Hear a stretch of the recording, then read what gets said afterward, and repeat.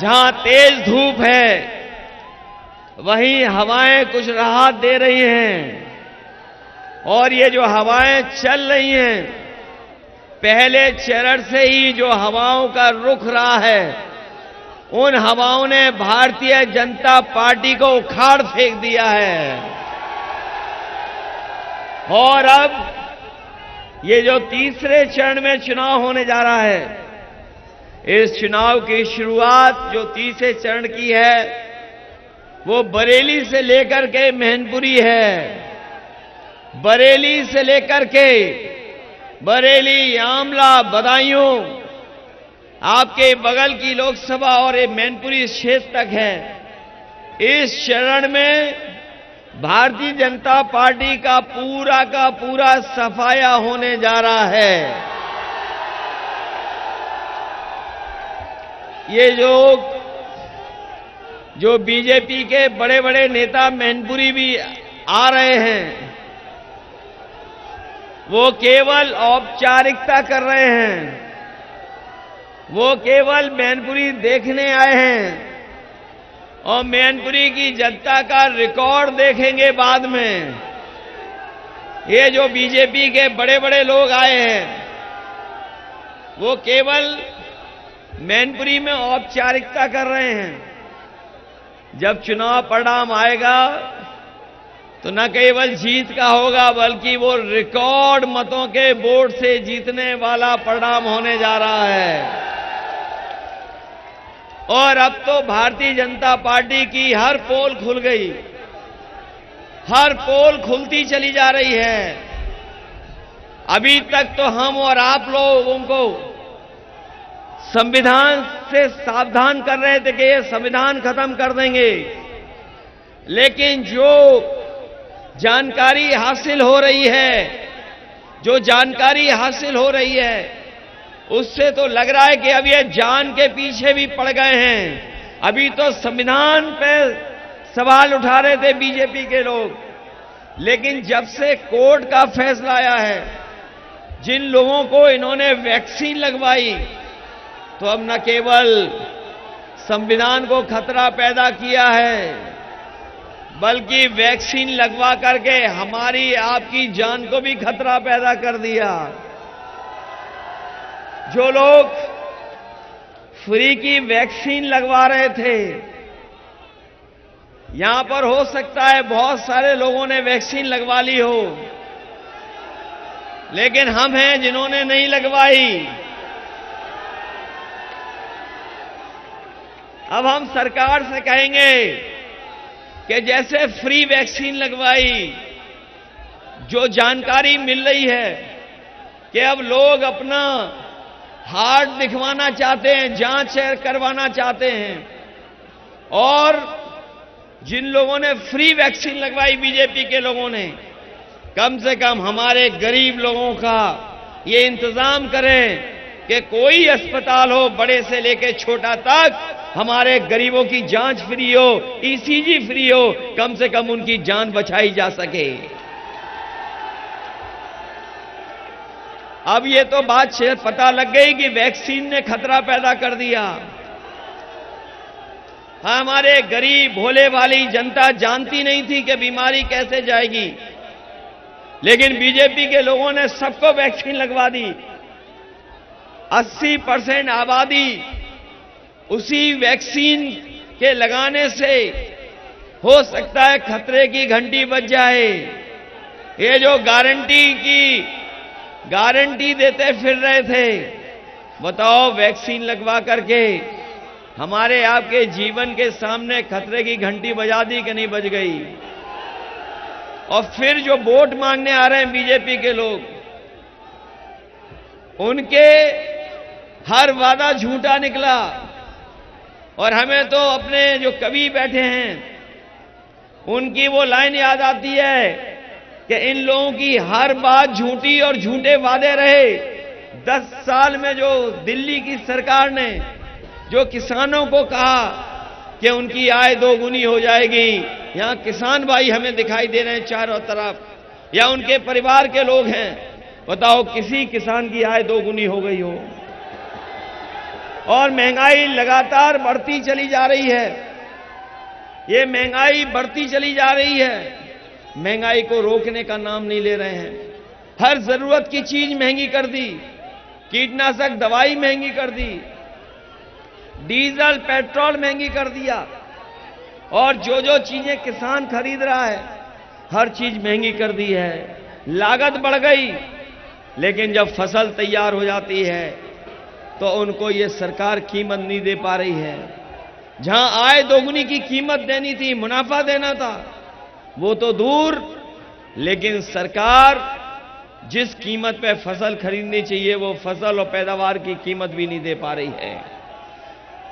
और ऊपर से जिन किसान भाइयों पे कर्ज आ गया है, इन्होंने कर्ज में कोई राहत नहीं दी, लेकिन पिछले 10 साल में बीजेपी के लोगों ने बड़े बड़े उद्योगपतियों का 16 लाख करोड़ कर्ज माफ किया है।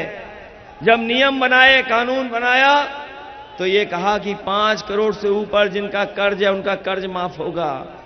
हम उनसे पूछना चाहते हैं कि जब आप नियम बना रहे थे तो हमारे किसानों के लिए नियम क्यों नहीं बनाया? ये नियम क्यों नहीं बनाया कि जिन लोगों का लाखों में कर्ज है उनका भी माफ होगा? इन्होंने 5 करोड़ से ऊपर वालों का कर्ज माफ किया है, लेकिन लाखों में जिनका कर्ज था उनका माफ नहीं किया है। मैं अपने किसान भाइयों को कह के जा रहे हैं कि समाजवादी पार्टी और इंडिया गठबंधन ने तय किया है कि जिस तरीके से उद्योगपतियों का कर्ज माफ हुआ है, अपने किसानों का भी कर्ज माफ कराने का काम हम लोग करेंगे। कर्ज माफ होगा, कर्ज माफ तो होगा ही होगा, साथ में मंडियों में वो इंतजाम करेंगे जिससे कि हमारे किसानों को एमएसपी का अधिकार भी मिल जाए।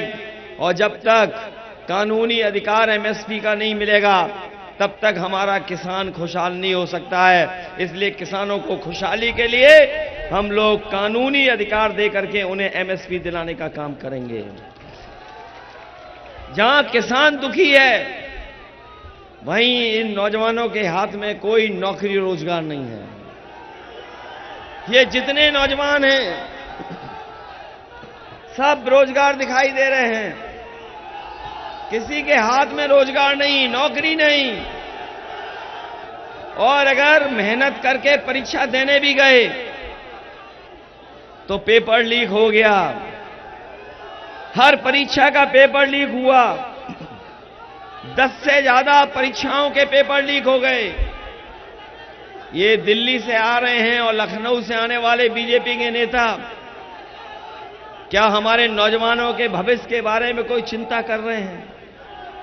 क्या उन्होंने पेपर लीक के बारे में कुछ बात कही, आश्वासन दिया? कोई आश्वासन नहीं दिया। हम अपने नौजवानों को कह के जा रहे हैं कि सरकार में 30 लाख नौकरियां खाली हैं, आरक्षण के साथ साथ उन नौकरियों को भी भरने का काम करेंगे जिससे हमें नौजवानों को नौकरी मिल जाए। यहां पर जो नौजवान हैं, यहां पर हमारे फौज के परिवार के लोग होंगे, वो जानते होंगे वो नेताजी का ही फैसला था जिसकी वजह से अगर कोई जवान शहीद होता था सीमा पर तो उसको पूरे सम्मान के साथ घर परिवार के बीच में ला करके आखिरी समय पर दर्शन करने का मौका मिलता था। वो नेताजी का फैसला था और उसका परिणाम यह हुआ कि सरकार को बजट के साथ साथ सब सुविधाएं इंतजाम करना पड़ा। लेकिन आप लोग जानते होंगे, नौजवानों ने देखा होगा कि ये जो नई व्यवस्था लाए हैं अग्निवीर की, न ये नौकरी पूरी है, और अगर नौकरी पाने के बाद कोई नौजवान शहीद भी हो गया तो ना उसे कोई सुविधा मिलेगी, ना शहीद होने पर वो सम्मान मिलेगा। इसलिए अपने नौजवानों से कह के जा रहे हैं कि ये अग्निवीर वाली व्यवस्था को हम लोग स्वीकार नहीं करेंगे। और जैसे फौज में जो पक्की नौकरी होती थी, जो पक्की नौकरी मिलती थी, वर्दी पहन करके जीवन भर सेवा करने का मौका मिलता था, उसी तरह की भर्ती कराने का काम करेंगे। ये समाजवादियों ने आश्वासन दिया है। हम तो सोचते हैं अपने खाकी वर्दी वाले भाइयों के बारे में भी। हालांकि ये कभी कभी नाराज भी हो जाते हैं, लेकिन अपनी जिम्मेदारी भी निभाते हैं कई बार। और ये बीजेपी वाले कहीं आ गए इस बार, तो अभी तो फौज वालों की नौकरी 4 साल की है, हो सकता है हमारे खाकी वालों की भी नौकरी 3 साल की कर दें। इसलिए सावधान रहोगे कि नहीं रहोगे? कई बार लोग कहते हैं कि बताओ कैसे हो जाएगी 3 साल की नौकरी। मैं उनसे सवाल पूछता हूं, बताओ अग्निवीर का क्या आपको पता था कि 4 साल की नौकरी हो जाएगी? क्या आपको पता था कि आधी रात को नोटबंदी हो जाएगी और नोट सब जमा करने पड़ जाएंगे? क्या आपको पता था कि ये बैंकें डुबा दी जाएंगी? क्या आपको पता था कि हवाई जहाज बिक जाएंगे? क्या आपको पता था कि रेलवे विभाग भी प्राइवेट हाथों में चला जाएगा? पानी का बंदरगाह प्राइवेट चला जाएगा, निजी हाथों में। टेलीफोन वाला निजी हाथों में चला जाएगा। ये न केवल नौकरी से हमें दूर कर रहे हैं, बल्कि हमारे जो संविधान हमें अधिकार देता है, संविधान जो हमें न्याय दिलाता है, उस न्याय से भी दूर कर रहे हैं। इसलिए समाजवादी पार्टी का ये मानना है कि जो संविधान में व्यवस्था है, जो संविधान ने हमें अधिकार दिया है, उन अधिकारों के तहत हमें नौकरी मिले, हमारा भविष्य बेहतर हो। इसलिए हम उस दिशा में काम करेंगे। वहीं अपने साथियों से ये भी कहने आए हैं कि इन बीजेपी वालों से बहुत सावधान रहना। ये कहते कुछ हैं और करते कुछ और हैं। ये इलेक्टोरल बॉन्ड जब से आया है, जब से लोगों को जानकारी मिल गई चंदा वसूली की, तब से बीजेपी का बैंड बजा हुआ है। इन्होंने कोई छोटा मोटा पैसा नहीं लिया है। जिन लोगों को जानकारी होगी वो जानते होंगे, छोटा मोटा पैसा नहीं लिया है। बड़े बड़े उद्योगपतियों से हजार करोड़ रुपए लिए हैं। किसी से 1000 करोड़ लिए, किसी से 600 करोड़, किसी से 500 करोड़, कभी किसी से 400 करोड़ भी ले लिए। और ये जो वैक्सीन कंपनी वाली है, जो वैक्सीन लगवा रही थी, इससे भी पैसे वसूल लिए। और जो लोग मीट एक्सपोर्ट करते हैं, जो मांस एक्सपोर्ट करते हैं, उनसे भी पैसा वसूल लिया बीजेपी ने। बताओ बीजेपी ने चंदा वसूला कि नहीं वसूला? और उसी का परिणाम है कि एक तरफ तो भ्रष्टाचार किया है, वहीं महंगाई कर दी। और हर चीज महंगी है कि नहीं है? हमने तो कई जगह जनता को याद दिलाया। हमारे पुराने लोग खड़े होंगे, वो जानते होंगे, पहले पार्ले जी का बिस्किट पैकेट इतना बड़ा आता था, इतना बड़ा मिलता था बाजार में। लेकिन जैसे जैसे महंगाई बढ़ी और उन्होंने मुनाफा कमाना शुरू किया, पैकेट छोटा होता चला गया। अब बताओ कितने रुपए का पैकेट आ रहा है? 5 बिस्किट का पैकेट हो गया है। ये दोबारा आ गए सरकार में, तो हो सकता है 1 बिस्किट वाला आपको पैकेट मिले। बताओ जो पार्ले जी कर रही है, वो इन्होंने खाद में किया कि नहीं किया? खाद की बोरी में, खाद की बोरी में से कितना निकाल लिया और फिर कितना निकाल लिया? ये आ गए तो पाउच में मिलेगी आपको खाद, बोरी में नहीं मिलेगी। और जब चुनाव में वोट चाहिए था तो राशन में क्या क्या दे रहे थे?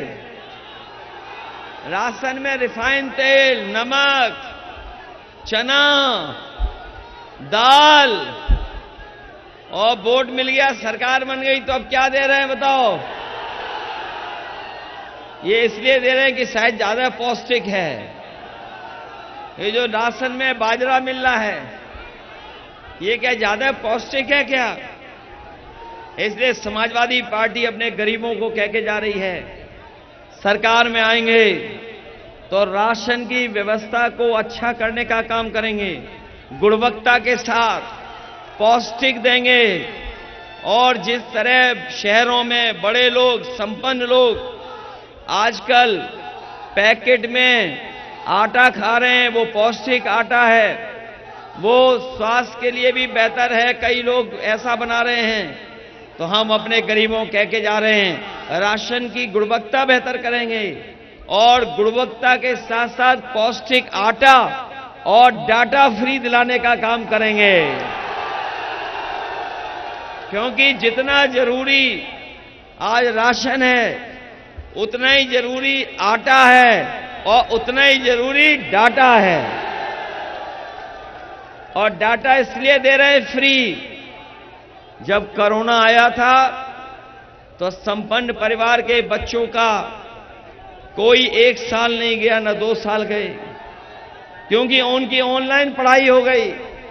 घर बैठ करके स्कूल की पढ़ाई कर ली, कंप्यूटर से, लैपटॉप से, मोबाइल, अच्छे मोबाइल से। लेकिन हमारे गरीब के पास नहीं था, हमारे गरीबों के पास नहीं इंतजाम था, इसलिए उनके सालों साल चला गया। लेकिन हम अपने नौजवानों को बताना चाहते हैं, कभी हम लोगों ने लैपटॉप दिया था, याद है कि नहीं?